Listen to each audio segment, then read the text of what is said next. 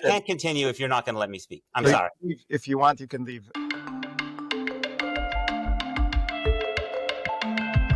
Yeah.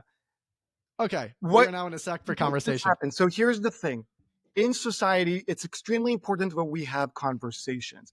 But two problems happen under the guise of let's have conversations. One is this false equivalency, where we bring someone with fringe opinions, and he can say it's not fringe opinions, yet cite statistics showing he's in the extreme minority, but he's still a fringe opinion, and putting him as like a 50% with someone who's in the mainstream opinions, right? That creates a false equivalency. And the other thing of saying that everything goes and we have to respect the rules of the game. But if you lie, like Peter started within 35 seconds, if you change definitions, if you bait and switch, you're no longer engaging in civil conversation. Now you're engaging in propaganda. And the inability to call out someone and say, you know what? If you're going to lie, you're going to be muted, not the person pointing the lies. If you're going to bait and switch and not answer a question, you are going to be stopped, not the person calling on you. That makes for a civil conversation, even though it looks like, oh, wait, why are we not letting everyone just say their views? Because the truth matters. And I don't have the truth, and Peter doesn't have the truth. The truth exists. That's why I was opposed to let's choose a definition of Zionism.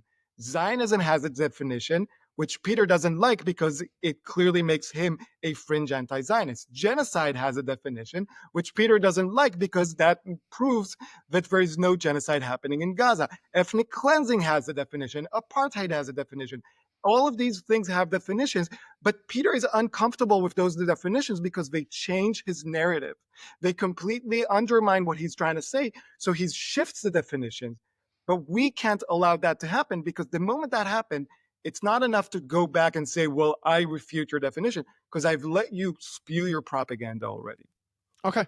So I want to now give you the platform to unpack some of what you said with however much remaining time you want to spare. I think that people like Peter Beinart are. Can I ask you very specifically? You're highlighting the lies, and that seems to be the thing that you're most passionate about. Could you demonstrate specifically what you thought was not factually accurate in terms of what he was saying? Right. So let's start with the beginning. I said that Peter Beinart is in the fringe anti-Zionist group that in polls is somewhere between 85 and 95% of American Jews are Zionists or have some sort of belief that Israel has a right to exist as a Jewish state. So that makes him a fringe anti-Zionist group.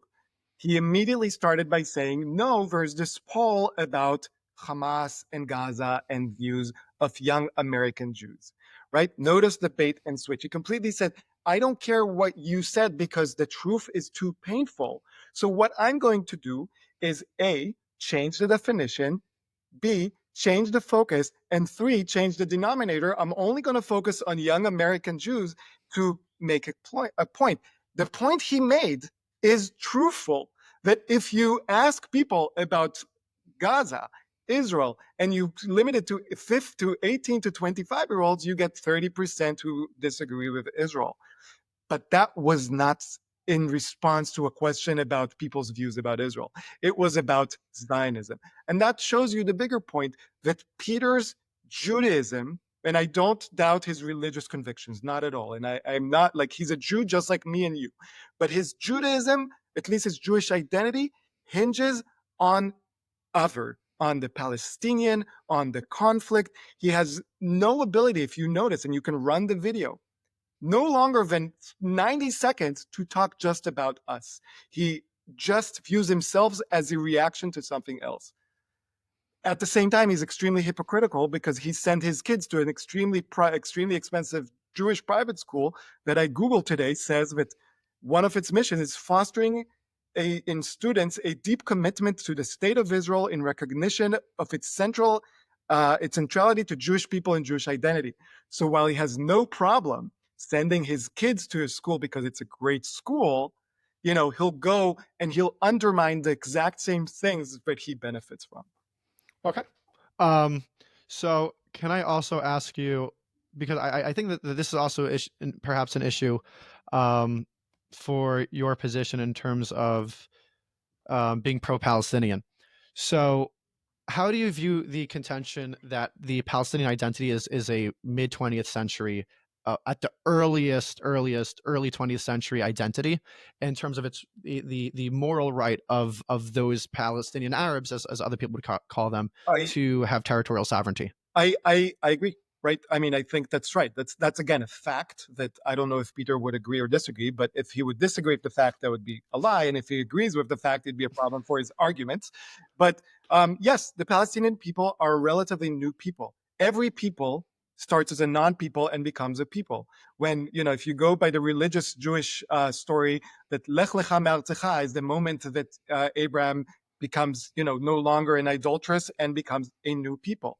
50 years or 100 years into that, people said, no, Jews, you're not a people because you existed only 100 years ago, would be as nonsensical. If you have millions of people who identify with a national identity, no matter how recent that identity is, you must take them seriously and you must give them the same rights as any other people, which I kind of find interesting because the only people that Peter believes did not have the right to self-determination in their ancestral homeland are the Jewish people.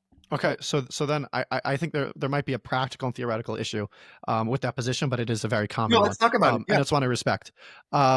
So let's say, in a hypothetical, you have the Samaritans in Israel, or I'm honestly less interested in the Israel implication of this question, because it's a global issue. Let's say in New York, there's a subset of people, actually happened during the BLM riots. You have a subset of people that declare themselves an autonomous zone, and they reconstrue their identity as a new novel identity. Right. Are they owed secession rights to create their own country? No, because a person, a nation, is bound by shared history, cultural language, and geographical location, right? It's not just that's why your Samaritans example was actually a better example, and if there were millions of Samaritans, saying, you know what, we want an autonomy, it'd be hard to say no, Samaritans don't merit an autonomy, right? And like it or not, and again, this is something that people agree or disagree with, Palestinian people have a shared language, culture, history, and geographical location. That does not mean that they deserve to have the entire land, just like the Jews do not deserve to have the entire land. Why not? Why they don't deserve to have the entire land? Because the right to self-determination is in one's ancestral homeland, not in the entirety of one's ancestral homeland, right? And that's an important distinction. And that is true for every group of people in the world, every nation, Albanian, Chechnyan, whatever, right? Because if we didn't have that, then we would have constant war everywhere around the world, right? Yeah. So, and that is why, again, Peter, for some reason, only his history starts in 1948. But that is why the Jewish leadership and the Jewish community in Israel accepted the Peel Commission's partition, which granted them 20% of the entire land and 80% to what was then called the Arab settlers of the state or the place, which now are called Palestinians, right? Because the idea that you can still be an autonomous in your ancestral homeland and not be in its entirety. That is why I believe in a two-state solution, whereas I can't be able to tell you, where exactly the border will lie, what will be the defense mechanisms, what exactly will it be demilitarized or not. Like, those are things to decide upon. But I do know one thing. Peter's one state for all is basically another state that doesn't allow Jews to control their own fate. Okay. And there are, or maybe we could just round back out to some of the university issues. Are you optimistic in terms of universities? Are you currently back at Columbia? What's your current status in terms of work? I'm still employed by Columbia. I'm still getting paid by Columbia for not doing my job. So everyone who's out there, if you're ever getting paid for not doing your work, that means you're doing something right. And because if not, they would have fired me like they would have fired everyone for doing something wrong. Right. So, but I'm barred from entry. I still can't go into my office. Whatever. That's Columbia's ways of dealing with things. I am cautiously optimistic. I am cautiously optimistic because while I am concerned about the ways these certain policies are being implemented by the current governmental administration, at least something is being done.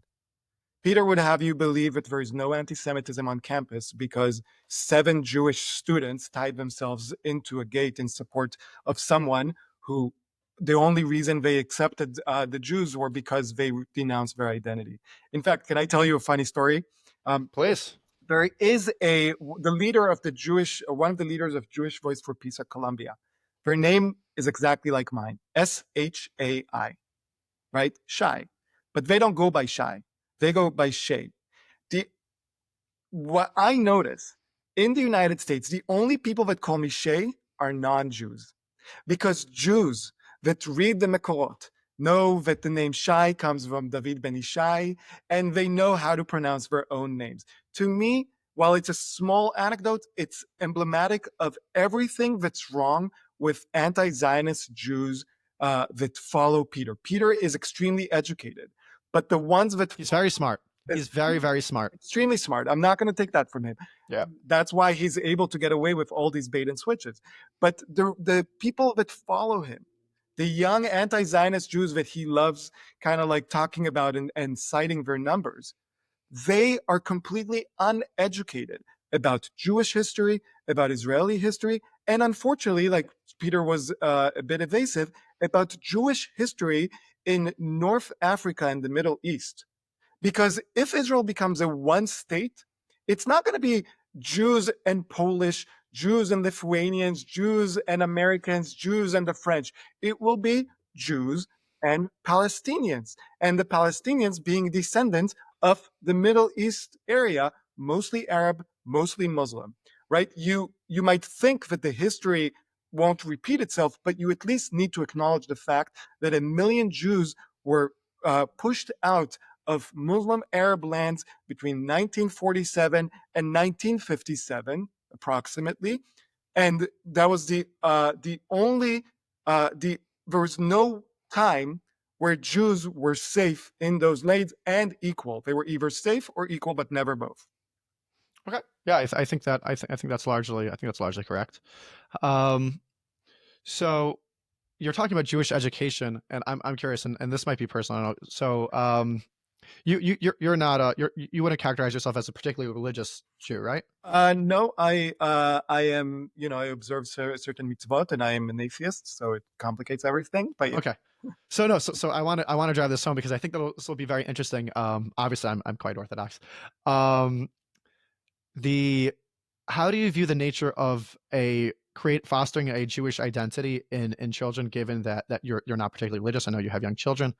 How do you go about that with your own children? What do you recommend to parents who, for example, in the Reform movement, I'm forgetting the name of the rabbi, but he was talking on his pulpit, and he was very upset with the number of youth from his community who he sees are straying from Jewish values in terms of joining the Peter movement. Yeah. So how do you ensure that doesn't necessarily happen to your own children? How do you foster a Jewish identity? So, first of all, I think Jewish identity comes from loving ourselves rather than feeling guilty for who we are. I think that Jewish identity is about us, not about anyone else. What I mean by that is I teach my kids about everything that's happening in the world. My kids know exactly about Hamas. They know exactly, my older son, and about Hezbollah. They know to differentiate between Hamas and the Palestinian people. They understand all of that. But they know first and foremost that whether they are Jewish, how much they are Jewish, and how they are Jewish has nothing to do with that. That is why, and that's why I told Peter, on being Jewish after a destruction of Gaza is the title of his book. The new book, yeah. Right. First of all, I would never tell people how to be Jewish. It's a personal decision, right? But also, your being Jewish is not contingent on any other thing that's happening in the world. If it is, then you're forsaking an important part of your identity. So, what does that mean for me? People describe Judaism as an religion and an ethnicity mixed together. We're a tribe. We started as a tribe before the world knew what religions were and what ethnicities were. And I give my kids that feeling of a tribe. That means that every week we have our ritual dinner, Shabbat dinner, where we do some ritualistic things that tie us to Jews all around the world and all throughout history and all the Jews in the future, right? We talk about Jewish issues and, from the past, and from the present. We read things, both religious Mekorot and non-religious. We try to engage as much as possible and to understand, and that's a big part, that our center of gravity is Israel, and that is part of your connection to your identity. Even if you don't live in Israel, that's your center of gravity. And by the way, I will be first in line to fight for Peter and his followers to get admitted to Israel when the anti-Zionist movement turns on them, just like historically they've turned on every anti-Zionist Jew that tried to ally themselves with the anti-Zionist movement. So that's kind of like what I do. It's out of love, it's out of education, it's out of knowledge. And I can tell you this, it's like yourself. I wear it all the time. You have your yarmulke, I have my Magen David. Wherever I go, I'm Jewish. I've noticed something interesting about Peter, which is interesting. All of his videos are in one area of his apartment. Now, it could be that his apartment is very, very small, or it could be that he really likes emphasizing all the Talmud in the background. But yeah, it could just be his like record. Like I always record here. Right. But and by the way, and your decision to put an American flag on the background is an intentional decision. You're trying to. I'm a massive patriot. I love America more than almost anything in my life. It's God country. It's God country family. Family country. Look, and regardless if I agree or disagree, you are putting intentional. You're sending a message, and that's the message that Peter is sending. I am a Jew. I have Talmud. So when I'm on Mehdi Hassan, Mehdi Hassan can say he talked with a Talmudic Jew. But if we stepped out, I love that. I love when people do that. Yeah, but if we stepped out into the world, people will know you're Jewish because you have a yarmulke. People will know I'm Jewish because I have a Star of David, and people will know Peter is Jewish because he would start every sentence as a Jew. But that's the only reason they'd know he's Jewish, because he has to caveat it, and that is to me a big problem. And I tell my children, you're Jewish first. You're Jewish for yourself and not for other people, and you have to be proud of who you are and not hide it or not tokenize it when it's useful for you. So, can I ask you an interesting? Do you have a Hineni tattoo on your arm? I do. I have Hineni and Emet. Okay, so this is generally not the focus of this channel at all. The focus of this channel is American politics. But you're an interesting person. So what led your choice, just for background for those of you who don't know, generally religious Jews don't get tattoos, right. Is more of a modern movement in the more secular community. So, but what Shai has done is he has taken Hebrew words and Hineni, and also is the translated form of his podcast as Here I Am, is a biblical allusion to the response of the fathers to when God calls out to them and when Moses responds to God's call out. So why did you choose Hineni, and Emet means truth? Because that was an intentional decision. By the way, I have to tell you, I have 19 tattoos. In the past year, it's the only time I got Hebrew letters because I was afraid. I was afraid of our history and what happens if I need to hide my identity, and I can't hide Hebrew lettering so well. And I decided, screw it, I won't hide. Even if that means that I'll have to, face the consequences one day.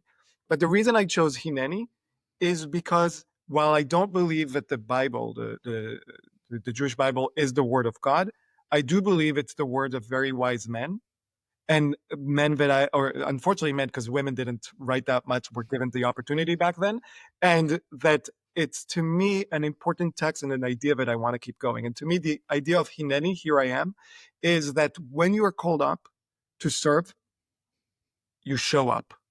You don't show up for followers. You don't show up for likes. You don't show up or care about, like Peter said, you think people see you this way, but you see the other way. No, you just show up, period. Right? When Moses says Hineni, when Abraham says Hineni, when Saul says Hineni, they just show up. Sometimes they show up for to follow God. Sometimes they show up to lead the people, but they show up. And that has been my experience. And that's what I'm trying to cultivate in every Jew. And by the way, every non-Jew as well. Show up to your community, to your country, to the world in general. So, how do you view the role of my last guest was Reverend Johnny Moore, who's an amazing person, fights for religious freedom throughout the Middle East. Very formative evangelical leader, is on the board of the International Fellowship for Jews and Christians. How do you maybe have had conversations with Christians? How do you view the importance of Christians in terms of supporting Jews? So actually, that's great. Unfortunately, we didn't get to talk with that with Peter, because I would really love to hear what Peter has to say to Christian Arabs who have all been by ethnically cleansed from Gaza, and the percentages from Lebanon, Syria, Jordan, and now, Oh, well, Lebanon's totally collapsed. right? And what will happen Yeah. in his one state solution when Hamas takes charge and doesn't just round up the Jews, but rounds up the Christians? And again, he won't have an answer, because he would say that doesn't matter because you'll bait and switch for Islamism.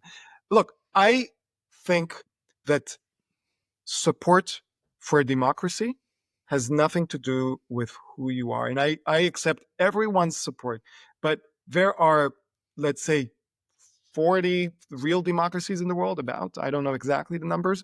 I support every one of them. Now, I don't agree with every government, and I oppose a lot of the government, but I support the existence of the state as a democratic state, and I will never fight its existence. And if what brings people to the table to support Israel is the Bible or the New Testament or whatever, or the Quran or the Book of Latter-day Saints, whatever it is, as long as you're doing the right thing, you're in the battle with me, and I support you, and we're in this together. Great. That's really wonderful. I appreciate Shai. I really, really appreciate the time. Yeah. Thanks. And listen, I just I think we should be having more conversations, but honestly, I think we should be having more conversations of different flavors of Zionism. Right? Of course, it's not as sexy, and it doesn't get as many views when you get like a. Well, you did me a huge favor when you left that Zoom. I'm gonna be honest with you. Okay, maybe, but when you get like a fringe person who is okay with bait and switching and lying and all that stuff and not responding and dodging questions, and you put them with like a mainstream Zionist, then there's clash, more views, more likes. That's how the algorithm works. But we shouldn't be feeding the algorithm. If 9 out of 10 Jews agree it's some version of Zionism, then all those 9 people should be in a room and talking about what version works best, rather than giving the people, the fringe that want the attention. So that to me is the most important thing. Okay, I totally got it. Actually, just have one last question that Yeah. I think might be interesting for you. Do you feel, and this is so in the this will be a pivot, and I'll bring it back through. So in the Ukrainian war, there has been a lot of upset amongst the American right in terms of the way Zelensky presented himself in the Oval Office, in terms of J.D. Vance characterized him as not being properly and duly grateful to the United States for the support. So how do you think Israelis, because you're an Israeli, so I'm not going to ask you for an American perspective. I have my own perspective as an American. Do you think that Israelis are duly grateful for the support of the United States in the region? And how do you see the role of yourself as an activist in terms of promoting perhaps more overt gratitude? That's a great question. I think I don't know duly, because I don't that assumes there's a right level, and whether people are. I can tell you this: Israelis are more grateful for what the U.S. does for Israel than Americans are grateful for what Israel does to the U.S. People think that Israel needs the U.S., and it does for a lot of things, but they have to remember the U.S. needs Israel as well. Now, and I'm not talking economics, and I'm not talking about the help with the Mossad and intelligence and stuff like that. I'm talking about Israel is the only foothold of the United States or the West in the entire Middle East area. If Israel was not a democracy, then you wouldn't have a democracy from, let's say, Greece. Maybe Lebanon is questionable because Hezbollah controls everything. But from Greece all the way to the Far East, you would have no democracy. Depending how you view India. Yes, yeah. I was India getting is to an India. Yeah, interesting case. getting to India. You got Nepal, but you would have no democracy. So the U.S. needs Israel just as much as Israel needs the U.S. People forget. People say like, oh, like the U.S. gives Israel billions of dollars a year.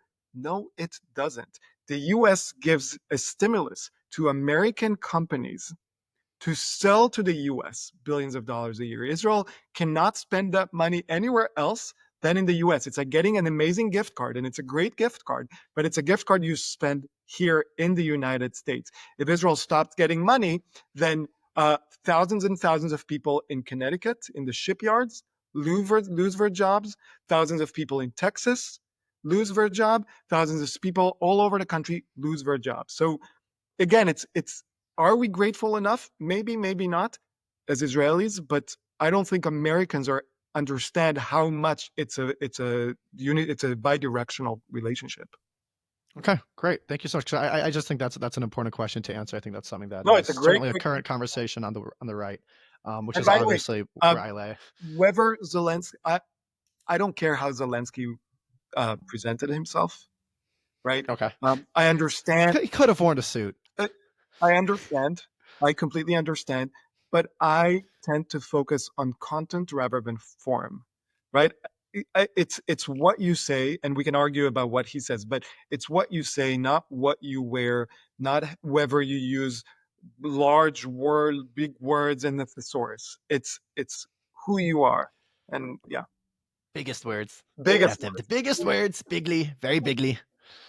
Okay. I think that'll conclude it for the stream. If you ever want to, and if I'm going to imagine that Peter will eventually watch this. If you guys want to connect, let me know. Obviously, I kept our email streams separate to maintain both of your privacy, but I would be happy to connect you. It's always good talking to you. So thanks so much. And thank you for organizing this.